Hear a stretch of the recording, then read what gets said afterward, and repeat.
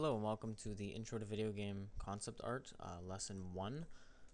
Sorry for taking so long on this. I've had a few technical difficulties getting this video actually made, but hopefully they're resolved and hopefully it'll be smooth sailing from now on. Not much for introductions, so I'm just going to go straight into this lesson.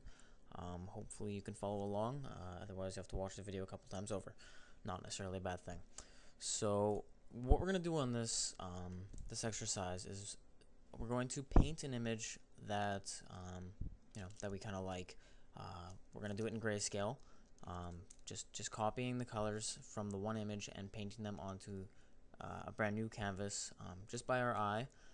You can use a ruler if you want, Photoshop's ruler tool, but this is a test just for visual visual aid, I guess.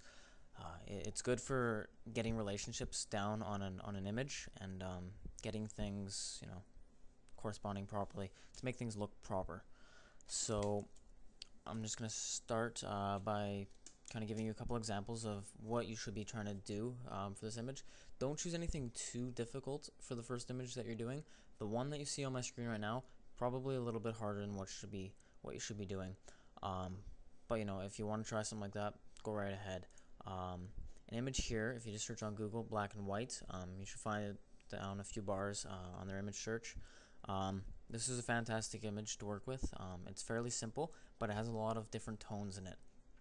Since this is a black and white image, this is going to be absolutely perfect for what we're doing. You can use a color image. Any color image will work. Doesn't really matter what you kind of do. We'll take Barack Obama here. With full size, we'll copy it. Go to Photoshop, make a brand new image. It'll be the same resolution as long as you copied it. Just paste it. Since we don't want to be working in color for this exercise, you can if you want, if you're comfortable, but we're not for this exercise.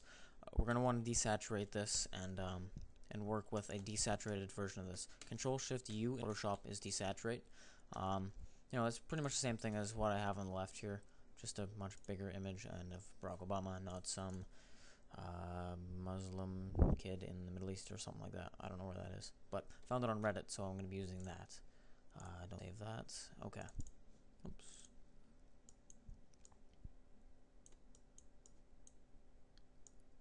So what we're going to want to do with our two images side by side, they should be the exact same size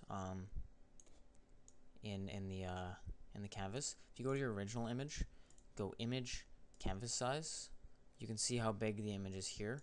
You can also go Image Size, and see the exact pixel width here. So if you need to adjust it in here, go Image Size, and adjust it here. If you're having difficulties, just turn off Constrain Proportions, and it should allow you to resize it by stretching it. So the first thing we're going to want to do with this is we're going to want to start blocking in colors where they should be. We're going to be using just a standard brush tool. I do have shape dynamics on, as well as the transfer attributes, which is also known as other dynamics in Photoshop CS4 and below, and pen pressure is on both of these. I'm just using a standard 30 round, 19 round in Photoshop CS4 below brush, nothing fancy. You can, if you want, custom brushes, don't really need to use them. A lot of concept artists just use standard brushes and a lot of tricks to get their stuff, but not custom brushes. They're useful in certain circumstances, but for this exercise, definitely not. So what we're going to want to do is we're going to want to start blocking in colors into our canvas here, and we're just going to start dropping big areas of color, more or less, just what the actual color should be. You can see here that I have a mid-tone on my image. You can use that if you want. It's a good way to just get a base in. You don't need to. You can just work off white if you're happy with that. Oopsies, 1 second. A few extras. There we go.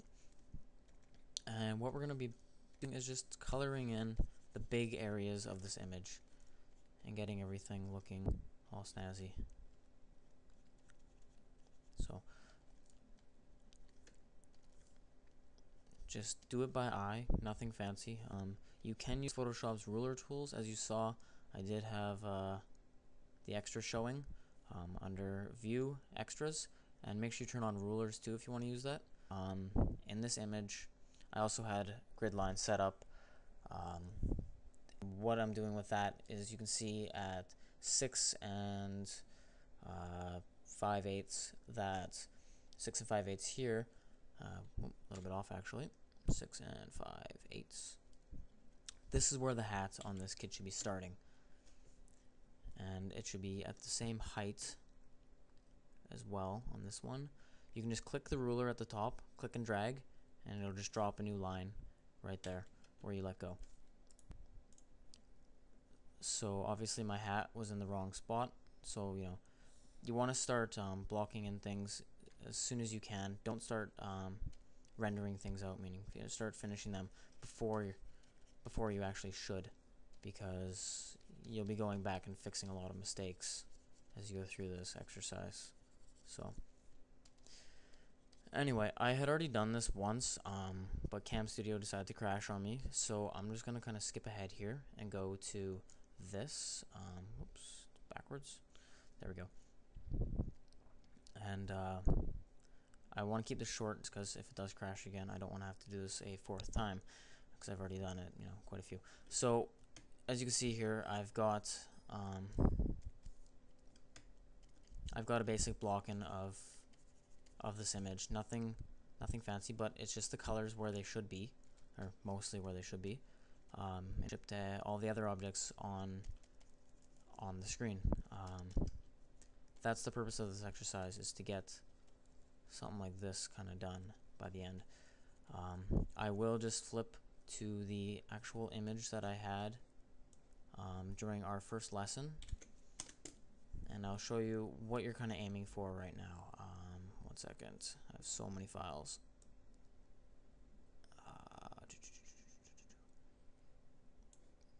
Painting, there we go, that's the one I want. So you can see here, it's still not finished on this, but it's good enough for the purposes of what we're trying to aim for. We want to get the painting on the right here to be as close to this one as we can. So what you want to do is work at a distance. Make sure that both canvases are side by side like they are right now, and get all the colors blocked in. And as you need to put more detail in, start zooming in on each one like this. Zoom in, put it here, and start refining what needs refining. I don't have a lot of resolution on this image, what I'm working on the right. So if you need to see more of what you're doing, just go into your image size here, image size, and just increase it, and then just scale it up, and it should be that way. So I'm just gonna leave it at that. It's just an exercise. I've done these quite a few times, and I don't really want to go in and finish